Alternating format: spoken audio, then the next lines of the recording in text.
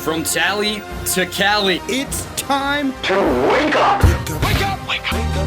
Warchant.com is your ultimate Seminole sports source. And this is Wake Up Warchant, presented by Corner Pocket Bar and Grill. One more Corner Pocket. Now here's Warchant.com's Aslan Hutchavandi and Corey Clark. Wake up! What is up, everybody? It is Wake Up Warchant, presented by Corner Pocket Bar and Grill. Coming up on today's show, scrimmage wrap-up. Baseball is at curtains on the season already, not even in April. It's Wake Up Warchant, presented by Corner Pocket Bar and Grill, Tallahassee, Florida. $8.99 daily lunch specials on Mondays. Build your own burger, half-pound Black Angus burger with your choice of a side dish. That could be straight fries or curly fries, maybe onion rings, potato salad, broccoli, side salad, tater tots, or freshly cooked potato chips. Comes with lettuce, tomato, onion, and a pickle.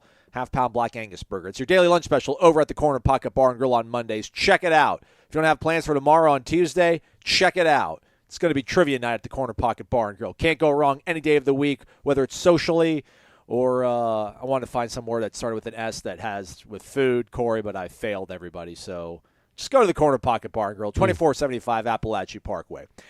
Warchant.com, the ultimate Seminole sports source. It's $29.99 for full premium access to Warchant.com from this very day up until September 1st. Go ahead and sign up, hit the thumbs up, 5-star rating and review, and subscribe to our YouTube channel. Corey Clark here, everybody, right? What's up, Corey?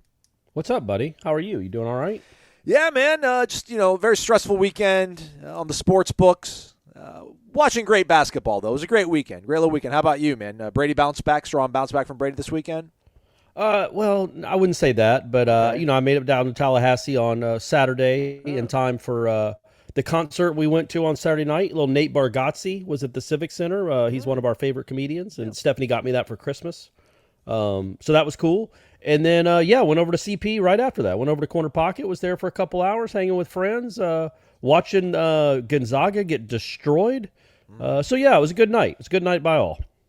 Yeah, we profited, me and my buddies, off Gonzaga beating UCLA, which felt a little bit, I felt a little bit guilty on it. I had no business beating UCLA, but we took the win. We took that, and then we bet the live line. We had, FAU plus 6.5 because they were down 4 points in the first half. I'm like, hey, let's just take that too. And I forgot what the third one was, but that was the only parlay of the 7 that we've done this year, and 7 is underselling. We've probably done 10, and we've only won 1. But it felt great. That one day, that one shining moment of ours, it felt amazing. What would have felt amazing was to be out at scrimmage Saturday and watch the Noles going at it, sharpening iron, getting prepared for the upcoming season, but it's closed to the media. It's also closed to you folks at home. But through our own knowledge of interpreting Mike Norvell and the coaches, because we spoke to them for so many times for so many years now, Corey, can you believe it? Golly, 4 years. Year 4 we're coming up on. I think we're probably able to glean some sort of stuff from them. It was anything that kind of stood out to you, but I guess maybe before that, how much of how we kind of, interpret the highlights that Mike Norvell and the coaching staff gave us, do we need to maybe also kind of realize that, they said Jordan Travis wasn't available. He's been performing at an elite level, everybody. It's fine. They want to get the younger guys involved. So by virtue of that, the defense is already kind of a leg up. And then as we start hearing about more guys sort of lower on the depth chart having good days, we have to also realize that they're going up against a defense that is just increasingly thin once you get past the second team. Maybe that's just the cynic in me, but my enthusiasm was tempered. How was your enthusiasm after hearing from Coach on Saturday? Well, yeah, my enthusiasm's never all sky high after a scrimmage in March. But, yeah, look, there's context, right? Like, the defensive line dominated. It sounds like, anyway, they definitely controlled, if you want to call it ones versus ones or whatever. It sounds like the defense and the defensive line in particular kind of controlled what was going on. That's to be expected. And it also does have something to do with the quarterback. Like, look, man, Jordan Travis can nullify a defensive line a little bit, just his presence back there. Plus, he gets rid of the ball quickly. He sees it quicker. So a defensive line's impact wouldn't be as much on a veteran, experienced, good, elite quarterback like Jordan Travis as it would be guys that haven't played a lot of college football. So, yeah, I think if you're looking at it from a Florida State fan's perspective and you're trying to glean and read between lines, I think you're okay with the defense playing much better. I think you would be, again, you want to hear about touchdowns and long runs and all that stuff. It's great, but for this team to reach what it need, we know the offense will be fine. The defense has to be better than it was, and it was pretty good, all things considered, last year. But it has to be better than it was to get where they want to go. So I think that's nothing but positive to hear anything from the defense. Like, it doesn't sound like, I don't know that they scored on the defense, the first team anyway. If they did, it wasn't much. I don't know who Rodney Hill's runs came against, but like you said, it probably wasn't Fabian Lovett and Jared Verse out there. So that's good, right? All things considered, you'd rather hear that. You'd rather hear your offensive-minded head coach come in there and kind of lament that the offense couldn't get anything going and praise the defense. I think in March, I think really any time, honestly, that's a good sign. Yeah. Let's keep it with the defense then, Corey. Mike Norvell called Greedy Vance one of the stars so far of the spring. Patrick Payton dubbed the most improved player on the team, period, it sounds like, from Adam Fuller, although, I mean, Adam Fuller's grading offensive players. To hear guys at those positions, which, you can never have too many cover corners or defensive backs, as Coach Fuller refers to them as, because everyone's got to be able to cover and tackle. But defensive end, cornerback, two of those guys being kind of identified as players that are really making significant strides, making an impact. That certainly buoys your belief in the defense, because we know what we got in Jared Verse. We believe in what they have on the interior. Maybe, we like what they have at cornerback, but maybe a little bit leery of just how it's all going to kind of come together. That was really encouraging to hear that Patrick Payton continues to really grow, and they call him the most improved player on the team, and the head coach calls Greedy Vance the star so far of the spring. Again, an offensive-minded guy tipping his cap to the other side of the ball. Just more kind of evidence that things are trending well, at least at this point in the spring, right? Well, yeah, for sure. And look, man, Patrick Payton might be that is a very important cog on this team. If he can become the guy that it's in there, I don't think it's I don't think it's coach speak. I don't think it's trying to build him up. We've watched him, he has been good. If he's the most improved player on the spring, he's not coming from an awful place. You know what I mean? It's not like he went from crappy to below average. He was already a pretty good college football player. And if he's the most improved, I mean, he won the Defensive Rookie of the Year for the conference. So if he's improved that much, man, what are you expecting? Is he first, second team All ACC? Can he reach that level? He's a redshirt sophomore. It's not like this is his first year. That happens. Hell, he's draft eligible. So this technically is a money year for him. If he can reach that level to be like an all-conference type player to go along with what you already know you have, man, that, again, you're talking about an elite defensive line at that point, health staying what it is. I mean, you were talking about a first-round pick at one defensive end, another guy who's probably an NFL player, and Patrick Payton on the other side, and then also you got what you got in the middle. That's a really good defensive line. So, yeah, man, I think, again, Florida State fans, it's cool to hear about Vandrevius Jacobs, and we'll get to him. It's cool to hear Rodney Hill having a big day, but I'm just telling you, to hear them talk about Patrick Payton like that should just warm your cockles. Should get the cockles all warm. That you have another maybe impact / NFL defensive lineman on your hands. And it's not like it's found money because you knew he was good, he was developing. But if he becomes one of these guys, a Jared Verse type, even a Keir Thomas type as far as production, I know they're different kinds of players, but just the production, you can't overstate how important that is. And then, yeah, same thing with Greedy Vance, man. It goes back to Greedy Vance was already coming from a pretty good place. He was already pretty good. He finished last season really good. So for him to then take another step and be considered one of the stars of the spring by the head coach, that's just another because he was kind of a guy, especially with Cypress coming over, that you're like, where is he fit? Like he wasn't forgotten necessarily, but again, he was kind of flying under the radar, even as we talked about this spring or talked about this team in January and February. Well, he's probably going to start somewhere in this defensive backfield. I would assume nickel corner, but he's playing regular corner too. And I just think that that's nothing but a plus when you have a guy playing at that level at a spot like that. With so much experience and has done it on in that stadium. It's a good thing all around, man. I guess I was more encouraged from the scrimmage than I thought I would be. There we go. Yeah. It was good to hear Adam Fuller, I don't know, I think kind of maybe acknowledge that Fentrell Cypress is still trying to get his legs underneath of him and kind of figure things out. And, he mentioned, he's going to be there for us. They're they're going to rely on him to be part of the puzzle for them. Says he has a chance, or rather that KJ Kirkland has a chance, but we'll get to him here in a second. But, I mean, the fact that he's talking about a guy like Fentrell, believes that he's going to be there for us. Omarion Cooper is trying to figure out safety a little bit, but, Adam Fuller says that's, he understands the narrative of people like us talking about the move to safety, but he's still just, he's going to be available and pretty much anywhere they need him to be. And he's a guy that he also believes is going to be there for them later on the season. I mean, those are the sort of things that I kind of took away the most, I think, from the Saturday scrimmage, because obviously we weren't able to watch it. And hearing Adam Fuller talk about, when he's like, these guys are going to help us win games this year, that's pretty high praise, I think, at least we're at this point in the spring. So to know that Duke Cooper is going to be part of the puzzle and help out, and the fact that, again, I don't think Fentrell Cypress has looked really that great relative to what we thought he was going to be. Like, he's the number 2 overall prospect in the portal. Just thought that he was going to have a certain kind of aura around him when you saw him on the field, and he just hasn't had that so far. Adam Fuller's, I don't know, I think in so many words has kind of admitted that, but they remain confident in him. So that, kind of quells any doubts I had about him. So to know that the secondary is coming along strong, and we're not hearing about anything weak in the safety side of things, that to me that was the biggest sort of boon, I guess, from Saturday's comments. And then you got KJ Kirkland too, Corey. So young guys, newcomers, transfers, everybody's making an impact in that secondary. Kirkland's a guy they say has a chance to help them. So,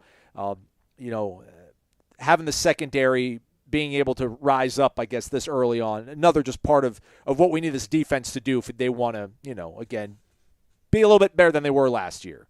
Well, yeah, and the issue last year with the secondary was 7 interceptions total. That's 3 by Greedy Vance, who wasn't even a starter, although, like I said, he probably will be this year. When it comes to Fentrell Cypress, though, I think that's an interesting topic because, yeah, he has not looked great. And we're out there. We're allowed to comment on this. He has not looked great in one-on-one drills, right? Right. He just hasn't. But playing corner, it's a team, it's a team sport, but it's also a team position. Like, he might be really good in team defense. We don't know. I don't want people to think that we've seen 11 on 11 and we've seen 7 on 7, 11 on 11. It's been marginally better, but I understand what you're trying to get to. I just want to. Well, no, but I don't remember him giving up. He did on Friday. Yeah. Oh, well, you mean Thursday? Yeah. Sorry, Thursday. Yeah. But it's the scrimmage, the practices that I've seen, it's not like he's getting torched in 7 on 7 or 11 on 11. Like, there's different roles that you have to play at corner. You have different responsibilities. Maybe he's not the best keeping up with Ja'Kai Douglas cornerback, but that doesn't mean when the game is being played. Clearly, I mean, if you just go, he played in the same conference as Florida State. It's not like he was playing less competition or weaker competition. Clearly, when the lights are on and the game is being played, he's proven he can play. So it's just a matter of maybe fitting in. And again, I don't, look, man, this time last year, Omarion Cooper didn't get beat by anyone on one-on-ones. That certainly wasn't a predictor of great success when the season started. So him getting beat in one-on-ones, again, it's not what you want, but I just don't see it. I don't see it in 7 on 7 and 11 on 11 to not think that. I just don't want people to think, oh man, is this kid a bust? It's been 6 practices, 4 that we've gotten to see. Or 5 that we've gotten to see. I'm not worried that he's terrible. He has not been an All-American through 5 practices, but again, we're in March. So we'll see. He might end up. I'm basically trying to cover our bases, Aslan, in case he wins the Thorpe this year. Yeah. And people are going to be like, oh, you remember those idiots on Wake Up Warchant downplaying him?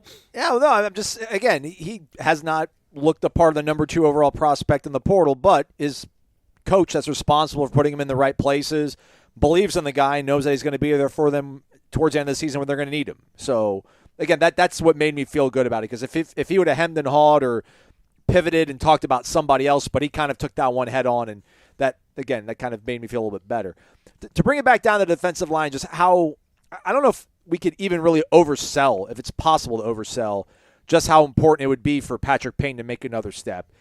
Because, Adam Fuller talked about Gilbert Edmond being a guy that's taken some good strides, believes that he's far from his ceiling. He's got the longest way to go to kind of maximize his potential, which makes you think, all right, we'll get there hopefully here in the next few months, not years. But then there's the internet whispers about them maybe not having everybody present and accounted for at the defensive end spot. Jaden Jones is hurt. He's being limited. Lamont Green Jr. is probably not somebody you're counting on stepping in year one and being part of your rotation. So to know that Peyton is stepping up, that's so huge. And then to hear Coach talk about Dennis Briggs in the way he did, which, people thought that, Coach Fuller dunked on him. It's like, I'm fine. I wanted to hear that Dennis Briggs is doing well. But, man, that defensive end spot, Patrick Payne really does need to take a step forward. And I wonder if Dennis Briggs is an option there now, too. And they talk about his upside being tremendous and him having an NFL future. And I think Fuller also talked about there's going to be several situations this year where they're going to have 4 defensive tackles on the field. They'll have 4 defensive ends on the field. They'll be that multiple. So to have Peyton kind of on the rise and then hear Dennis Briggs is finally over his injury and finally kind of making some headway. At least Briggs is one of the pieces of the puzzle that we haven't talked about, but could be a really important part if they're this thin at defensive end right now. I mean, maybe. We'll see. Okay. I think if something happens and they're thin at defensive end, Dennis Briggs is not the answer. The transfer portal is the answer. Go get someone. Briggs. I think Briggs' only chance to impact this team, in my opinion, maybe defensive end and goal line type settings or 3rd and 1s. But I don't foresee him being a difference maker outside. They've actually told him now, they've changed his position. He finally knows what he's supposed to play, and then you're going to switch him back again. Right. Just let the kid play one position, right, and stay with it and see if he can become something. And then, I just think the portal's wide open. The portal will be open again. So if you need to go you need to go add somebody to that position, there will be pretty good candidates out there that are, in my opinion, will be better and more ready to help you at the defensive end than Dennis Briggs. That's just me. That's just me spitballing. What makes your ideas that much better, even when you're spitballing, is being focused. VitaminEnergy.com's got a focus potion that'll energize you up to 7 hours. It's packed with vitamins and it tastes great. The tropical infusion flavor is what hit the palate on Thursday for the big guy over here, Corey. Going to have it today as well because, as we all know, Monday, upper body max effort day. Get yourself some of the Vitamin Energy Focus Plus and Tropical Infusion, multiple flavors, and buy one and get one free when you use the promo code WARCHANT, BOGO, over at VitaminEnergy.com. The tropical infusion flavor I've already mentioned, there's berry and there's mango, and there's no sugar, so there will be no crash. You'll be energized for up to 7 more hours with brain vitamins. It's an award winner. There's brain vitamins. Energy, focus, and health. VitaminEnergy.com. Promo code WARCHANT, BOGO. Buy one, get one free. Shake it and take it. VitaminEnergy.com. So, no Jordan Travis. So we're probably going, I don't know, I'm guessing probably Tate, then AJ, and then Brock Glenn. I think Vandrevius Jacobs was probably not, based on what we've seen in practice, I don't think he was running with Brock Glenn, which means he was probably going up against scholarship players, and he had a touchdown in the scrimmage, which was great to hear, especially kind of the way that Mike Norvell introed it or presented it about just, yeah, man, he's who we thought he was, and he continues to make plays. The moment isn't big enough, is not too big for him. You want to talk about a star of the spring. I guess Greedy Vance is probably in line to get more reps, Corey. But, man, Vandrevius Jacobs, if he had a touchdown in the scrimmage, coming off what he did Thursday in practice, you saw him Tuesday in practice, what we saw the first week of practice, definitely a huge, huge piece that's been added to this offense that maybe we didn't expect as a true freshman, right? Yeah, it's going to be interesting to see where he finishes, as far as where he finishes the spring at, and then how he goes into August. And is he going to be playing against LSU? Is he that good that he's going to be playing in Orlando against that team? I would have never thought that 3 weeks ago or a month ago, or certainly when they signed him. But now you look at it and you're like, well, yeah, who knows when Pittman comes back? And this kid has been one of the more impressive receivers you've had. I don't care what year he is. He gets open, he makes catches, and he makes plays. And in a scrimmage, it was cool, and we talked about it, right, Aslan? We talked about it, what names did we want to hear on Saturday? That was a name I listed because I wanted to see if he could carry it over. Again, there's nobody in the stands. It's just a glorified practice. We get it, but it is a little different. And for him to do it in practice is one thing, and it's the most important thing right now. But then also in the scrimmage, to carry it over, and to not just make one touchdown, but apparently he made a couple other explosive plays, is how Norvell termed it. That's a good sign. The kid just continues. It's not a fluke. We're 6 practices in now. This is not a fluke. He's going to play. It kind of reminds me of, now I know Azarie wasn't a star as a freshman, but he worked himself into that defensive backfield because he was making plays in August, and we're like, man, this kid's probably going to play. And then he did. He played basically half the snaps as a freshman last year in the secondary. And maybe Jacobs, now he's probably not going to play half the snaps, but he's going to play. Like doesn't it seem like he's destined to be? Speak of another receiver. Yeah. Doesn't it seem like he's destined to be in the rotation? Just the way he's and our eyes work. Like we're watching the other receivers and we're watching him, and he certainly fits in, and he's better than some of them already. I mean, you could say that already. Some of the veterans, I think he's leapfrogged. I don't know how at this point you're not expecting him to play this season. Again, maybe not a ton of reps against LSU, but don't you see him being a 15 to 20 catch guy as a true freshman? Maybe more than that. I could see it, man, because they don't do hockey line changes, but I remember like in that Clemson game, I think, second half, like they were kind of maybe still in it, and they had gotten into the red zone. I think it might have been Portier caught a pass, or maybe it was before he caught his touchdown pass. But they did like this whole, like they took Johnny off the field, they got Mike off the field, they put Kentron and Ja'Kai out there, and I'm like, what the hell are you doing? Like, keep rolling with the guys that have taken you down the field. And sure enough, I think they either threw a touchdown to Ja'Kai or Kentron in that. And you're like, man, like they really are sold on having like certain personnel packages for certain situations at certain times in the game. And I definitely think with what they did with these sort of guys last year and the way Vandrevius Jacobs is playing this year, I'd be very surprised if they don't find ways to get him on the field. Not because it's a forced behavior, like we have to get this kid on the field because we want to keep fresh legs out there. It's we have an idea of we have a good matchup. There's a certain route that we can really maybe take advantage of with his skill set out there. He's doing enough so early on right now that it's hard to believe that he's not going to keep rising up, and we'll just see how good he is when he's going up against, Renardo and maybe Greedy a little bit more often. But so far, so good for sure. Yeah, he's potentially a preseason top 40 pick at this point, Corey, no? Yeah, he's up there, man. And I think, he might be the 5th or 6th receiver I list, but he certainly could fight for it. I guess we'll know more in August. I guess we do those things before August, but either way, I think you can look at him and be like, okay, well, the Malik McLean transfer might have dinged you a little bit, but this kid steps right in. Like they're not exactly the same type of receiver, not the same body type necessarily, but I can't imagine he couldn't replicate McLean's production.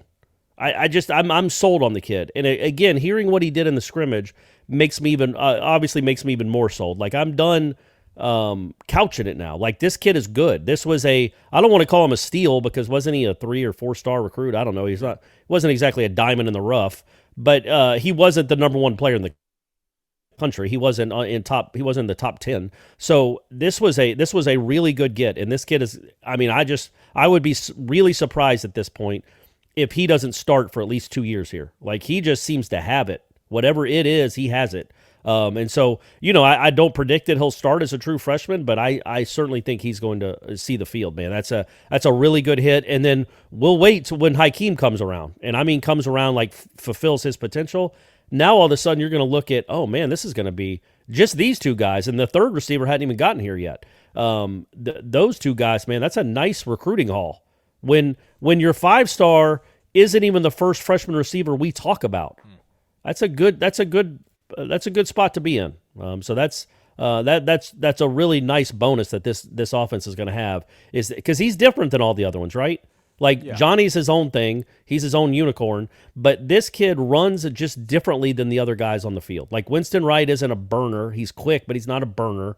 Portier's not a burner. Williamson's probably not what I would describe a burner. Deuce Spann is, but Deuce Spann isn't. He's still not where you want him to be a main rotation player, in my opinion. This kid is, man. This is just a different dude. So now that I've gassed him up for the last 5 minutes, just don't fall on your face, Dre. Just don't fall on your face and make me look dumb. Norvell did say that Hakeem made a couple early plays, so he's out there also performing. Anything to take away from Rodney Hill's performance? And then also we hear about the defensive line playing really well. Does that mean that we think the offensive line wasn't holding up well, Corey? Well, yeah, I guess you could say that the offensive line, but that's again, it's to be expected. They're mixing and matching on the offensive line with a lot of guys that are probably playing positions they won't play come September. But I'm not worried about it. Again, I know who their coach is. They'll be good, and I think that with Rodney Hill, I think you can take something out of that. Sure, I mean, again, this is a guy that we expect to kind of plug into the Trayshawn Ward role yet. That's what we all expect, right? We all think he's going to do that.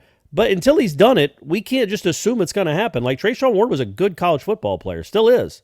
I hope he has a great year at Kansas State. But, it's not just plug and play. Like, he's the next Trayshawn Ward, he'll be fine. Like, you have to go do it. We think he's got all the potential, but Trayshawn Ward has actually done it. He scored touchdowns. He scored a lot of touchdowns in big games. He scored 2 touchdowns in the bowl game.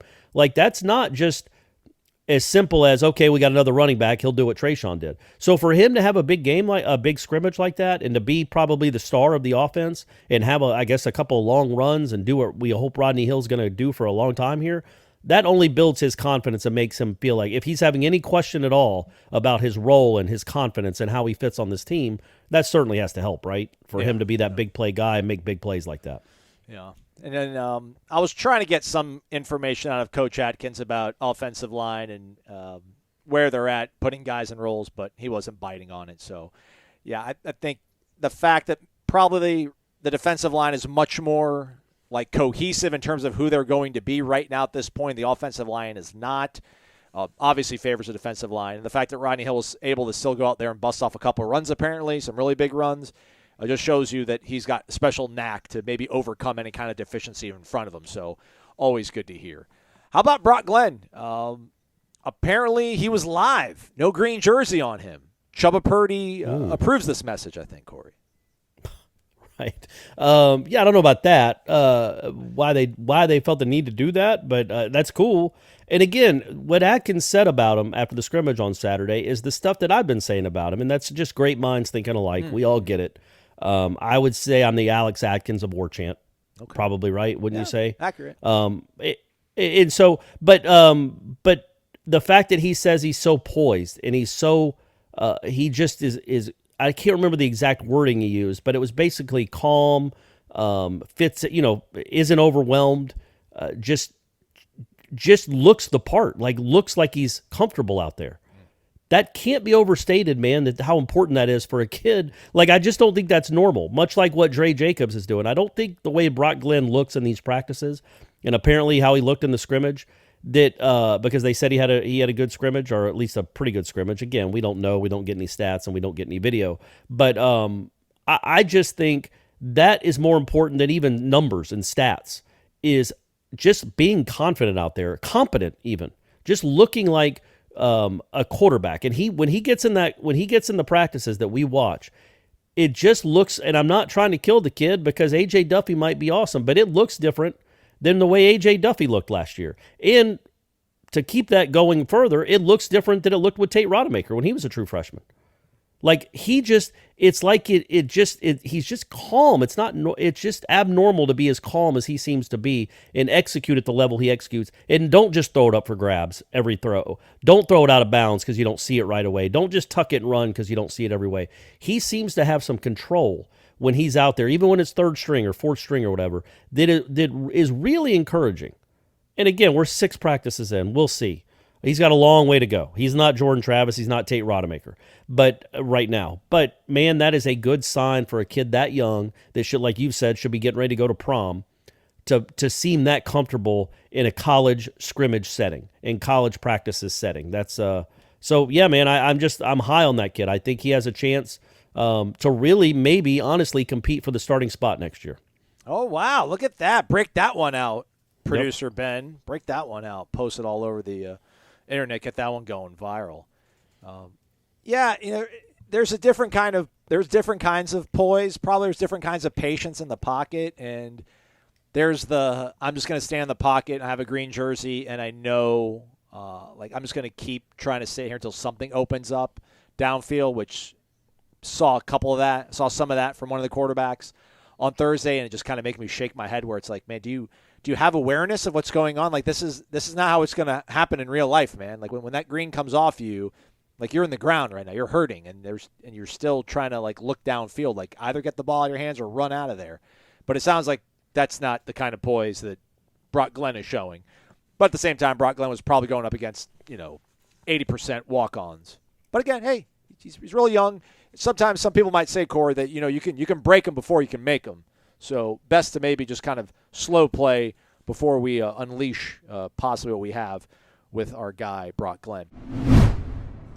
The Final Four is set in Houston. It's going down this weekend. You should get over to mybookie.ag and make your bets using the promo code WARCHANT to give yourself an instant cash deposit bonus, giving you more money, more credits to put down on any kind of parlay, futures bet. Shoot, you can even go into their casino and make some bets. Shout out to our guy, Corey Clark. Not always maybe picking winners, but like 99% of the time picking winners for his I know some people might groan about it, but he did say that Miami getting 7.5 against Houston was basically just handing out free money. Corey then, being the Peter Pan that he is, just turned around and gave all that free money to you folks. So hopefully you took advantage of that. Corey will give us another pick or two later on this week to get us ready for March Madness, to fully take advantage of it. Who'd have thunk this? FAU or San Diego State will be in the championship game, Corey. What a time to be alive. MyBookie.ag. Bet anything, anytime, anywhere. Use that promo code WARCHANT for your instant cash deposit bonus. Tip of the cap to Lonnie and the softball team going on the road, taking down Duke. I think 15th ranked Duke. They went into an important game on Sunday, rubber match, because Duke had tied things up on the win on Saturday, but they took them down 7-3. So softball running along well. I think women's tennis also had an impressive win over the weekend. And otherwise, non-revenue sports not doing great in the spring right now, Corey. Well, beach volleyball. Beach volleyball had a great weekend, too. Right. Beat LSU. But, yeah, what's the opposite when it comes to the baseball team? What's the opposite of tipping your cap? Because we don't want to do that. Hiding your face in your hat and your cap or something? Slumping? I don't know. Yeah. It's throwing your hat into the sewer. So I'm panicked. Rough. I'm panicking, right? I can panic. Is it fine to panic? Yes. Of course it is, buddy. Of course it is. Okay. Outscored 27-8 in the last two games of the series. And they had Friday. They had in the palm of their hands. They had it in the palm of their hands, and they couldn't get the last out. I mean, 11 said it so many times. There's no game clock in this game, or there's a pitch clock now, but there's no game clock that's going to rescue you. You need 27 outs, and usually the last one's the hardest to get. I think they were up with 1 out to go, and then we get wild pitches, and we're walking guys, and then we have an error, and it goes to extras, and they lose that, and then they don't have White Crowell either, which is just really is the crux of all this, right, Corey? I don't want to put all on one guy. It is a team game. I don't know if it's maybe unfair or giving maybe too much credit, but man, they have White Crowell. Friday is a win, and if not, he probably starts Saturday or at least comes in and puts out the fire in the 6th inning, as opposed to what happened where you get a ground ball to third base and you can get out of the inning with an easy throw to home and a tag, but you bounce it. Your catcher can't find it. He can't put the tag down. You got a tie game, and then everything kind of comes loose after that. I mean, they were winning in the 6th inning on the road against a really good team in Virginia. Just their bullpen is just so unreliable at this point, Corey. I don't know. Outside of just some random miracle changing things, it's hard to see how this gets any better in the short term. No, this season is in real trouble. It's in real peril. The streak of making the NCAA tournament is in a lot of trouble. This is not me hitting the panic button. They have lost 9 of 10 games, folks. They have lost 9 of 10. And the one game they won was when Crowell pitched. And guess what? Crowell isn't pitching right now. So when Crowell doesn't pitch, I think their record when Crowell doesn't pitch is like 7-12. And when he does pitch, they're 5-0. But if he's not pitching, they don't have much of a chance. And look, man, they were up in the 9th inning with a lead in 2 outs and nobody on base and 2 strikes on the hitter. And then Connor Whitaker gets a 2-2 count, ends up walking them. Then the next kid he gets 2 strikes on, gives up a single. They advance. I don't know how they advanced. Maybe on a wild pitch and then scored on a wild pitch or something. But yeah, you gave them the game there. And you just Baumeister pitched well. Yep. He is probably your only other reliable guy. There's nobody else out there that you could think, okay, yeah, he can come get us outs. And that includes Connor Whitaker. He's had multiple opportunities to prove that he was the guy from last year. It just isn't happening for whatever reason. So, yeah, man, they're in real trouble. They don't do anything particularly well. They're a decent offense, but not great. They don't field the ball all that well. They didn't have any errors on Sunday, though, Aslan. They still lost 15-4, but they didn't have any errors, and they only struck out 7 times. They also don't walk. They don't strike anybody out as a staff typically, and they don't walk a lot. And the difference between the game, the Sunday game, and again, I get that baseball is changing, and the meat approach of, seemingly taking strikes and only swing at perfect pitches and try to work walks and hit by pitches. I don't know if that's something that's good long term for this program. Or clearly it wasn't. They weren't a good offense here the last few years. But, Virginia had 10 walks on Sunday. And they were hit, I think, 3 times. Florida State had 2 walks. They both struck out 7 times, so it wasn't like a strikeout fest. Florida State had 11 hits, but only 2 walks. Virginia had 15 hits and 10 walks and 3 hit by pitches. Now you're talking about 28 base runners in 8 innings. That's how you score 15 runs. Florida State just doesn't get guys on base right now. So hopefully that changes. But look, man, I don't know what you hang your hat on for hope.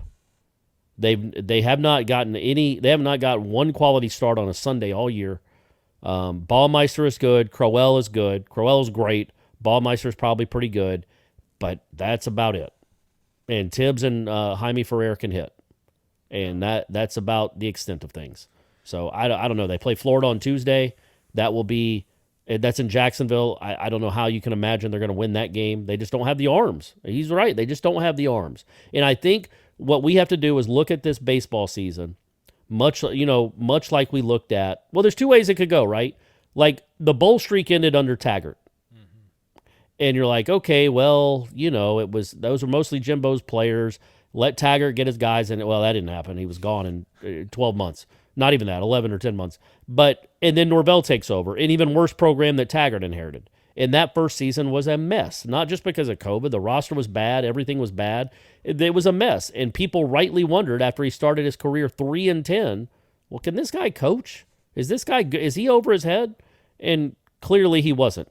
He's turned it around. They were good last year, and they're going to be good again this year. And then you look at Link Jarrett. Like, clearly Link Jarrett can coach. He can coach to Omaha. He can get you to Omaha. He can sustain and turn around mid-major programs like UNC Greensboro, and then he can go turn Notre Dame into an Omaha team. So we know he's got the goods, but I feel like this year is going to be his 2020 Norvell. I don't want it to be the 2018 Taggart, and I don't think it would be. It's not like he'd have any chance of getting fired next year, but you just hope this is rock bottom, and that pretty soon you start taking steps upward, because you can't. Virginia's good, man. They're 22-2. But, I mean, to get completely humiliated the last 2 days and not even compete, that's a bad sign for Florida State. Like, the talent isn't what it should be. That's clear. The best talent, I think, is young players. I'm talking about, Cam Smith, Kamaka, you guys know all the young players. Ross, I think those are good guys in the offense. But, man, I don't know what they do about pitching except hit the portal and hit it hard next year. And I think he will. I think he realizes that now.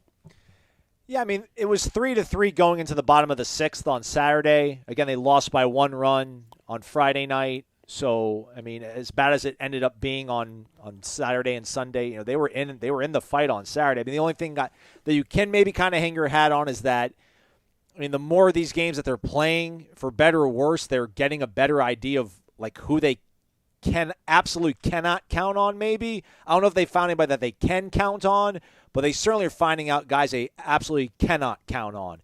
And it's absolutely hindsight. I think I sent the group text with you and Ira, but Carson Montgomery came in on Saturday and actually pitched pretty well. I mean, I think he allowed 6 runs. It looks horrible, but through 5 1/3, but he probably would have been able to get you out of the game on Friday night. Like, he probably could have given you 2 innings. He was clean through like 3 innings, and then the wheels kind of came off of him. So maybe if you have a better idea, like Carson Montgomery can be like a poor man's White Crowell for you, he can come in and put out maybe a couple of those fires. Because, yeah, I mean, the Friday's just what shot them in the foot. I mean, I know they came out and played pretty well on Saturday, but when you lose Friday in that manner, that's a heartbreaker, man. So I don't know if maybe they've gotten a better idea that maybe Ryan Dennison, Carson, those are guys that can maybe go ahead and get 6 outs from, and Jackson can maybe stretch you into 6 innings, and then you can just kind of piece the rest of it together and then figure it out. But I mean, that's the only kind of silver lining I could find. I thought Carson Montgomery at least threw well for he got at least 9 outs cleanly, it felt like. So if Ballmeister can carry enough weight for you on Fridays, maybe that's your path forward. And then obviously you just need Wyatt Crowell to get healthy in some, I don't know, either healthy enough to be what he was last year or healthy enough to be what you need him to be now, and that's some guy that's going to give you quality starts. So, yeah, man, but when you go into a weekend like they do right now, especially if they don't know if they're going to have Crowell, Ballmeister's a nice pitcher. In the ACC, he's probably average for a Friday night guy. But he's got a good arm. He's going to pitch in professional baseball. He might make the major leagues. Right now, I'm talking about the production you're getting from him now. What is he now? He's got a 4.62 ERA. So that's what we're dealing with. Not great. They don't, other than Wyatt. But anyway, you go into a weekend saying, okay, we'll get 5 innings from him. Well, you still got 22 innings to go. And you've got literally nobody that you look down in that bullpen and say, that's the option. That's the guy. Some of them have had nice moments. All of them have had terrible moments. You can't trust any of them. So that's a bit of an issue is all. And yeah, I'm looking at these ERAs like, Ballmeister's 4.62, Connor Whitaker's 4.85, Montgomery's 7.77. These are guys you were counting on to be the studs of the staff. Crowell's got a 0.87. Yeah, he's awesome. Everybody else, Ben Barrett's 2.79. Ben Barrett's probably going to have to pitch more. But other than that, everybody but Crowell and Ben Barrett that have pitched like multiple games all have an ERA over 3, and all but them and Ryan Dennison have an ERA over 4. So you're talking about, I don't know what that is, 11 of your 14 guys all have an ERA over 4. 6 of them have an ERA over 7. Like it's remarkable how bad it is. And they lost some guys, man. I know we killed Scolaro last year. Yeah. They would love Jonah. A Scolaro. Come back, Jonah. I mean, the Scolaro would be the ace on this staff right now, man. He's going to give up a couple of bombs, but he can pitch. He can get outs. He can get you 12 outs. Or 9 outs. There's nobody on this team right now that you trust other than Crowell to get you and Ballmeister to get you 9 outs in a game. So yeah, they're in real bad shape, and it doesn't get easier. Like they got Florida again on Tuesday, and it's the ACC. I mean, Louisville's still ahead of them. Got Miami North this Carolina's weekend still ahead of them. in Coral Gables. Miami's 17th right now in the country. So yeah, that's probably not going to be easy. Aslan at Miami. No. I'm not expecting them to go down there and sweep the Canes. So yeah, man, they're in a real bad spot right now. All right. Well, and we don't know the answers. We don't know the answers, everybody. So tune in. We'll see how it goes. But it's baseball. You're one crazy, weird weekend from, I don't know, man, if they somehow beat Florida and they win the series against Miami, man, I'll feel amazing. But I just don't know how likely that is. Somehow. The correct word there is somehow. Like, how would they do that? I don't see it happening. All right. Well, I see us doing another show happening later this week. Several more.